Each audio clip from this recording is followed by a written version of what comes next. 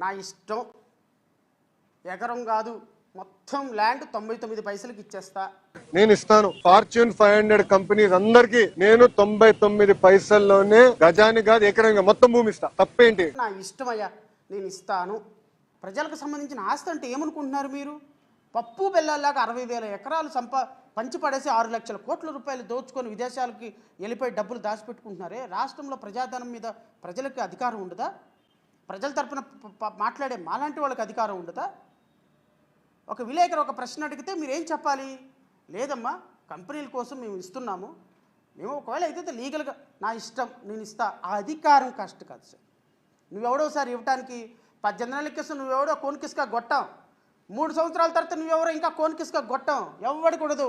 ఈ షార్ట్ టెన్యూర్లో నీకు ఇచ్చినటువంటి అధికారాన్ని పద్ధతిగా వాడాలి. You are not owner of the public property, you are only a trustee of a public property.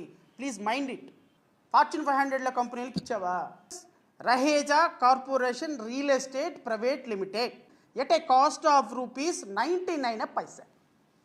Sir, ఈ జీవో ద్వారా రహేజా రియల్ ఎస్టేట్ కంపెనీకి 99 పైసలకి గౌరవ నారా లోకేష్ గారు 1500 కోట్ల రూపాయల ల్యాండ్ 99 పైసలకు ఇచ్చేసాడు. 99 పైసలకు ఎందుకు ఇచ్చారండి ఓ రియల్ ఎస్టేట్ కంపెనీకి అంటే, రియల్ ఎస్టేట్ కంపెనీ ఏం ఉద్యోగాలు కల్పించదు సార్.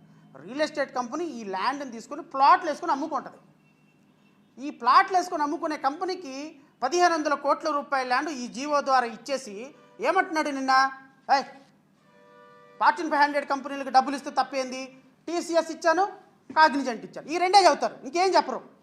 గూగుల్ని అడిగా, ఈ ఫార్చ్యూన్ 500 కంపెనీలు Raheja company private limited company ఉందా అంటే, అన్లిస్టెడ్ ప్రైవేట్ కంపెనీకి ఫార్చ్యూన్ 500లో కాదు, ఫార్చ్యూన్ 5000 కంపెనీల్లో కూడా లేదు ఈ కంపెనీ.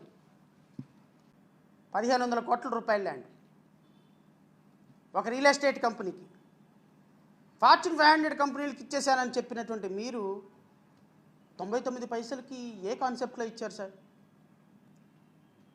అసలు పవన్ కళ్యాణ్ దీన్ని ఎలా అప్రూవ్ చేశావు? ఎలా అప్రూవ్ చేశారు? ముఖ్యమంత్రి గారు ఎలా అప్రూవ్ చేశారు?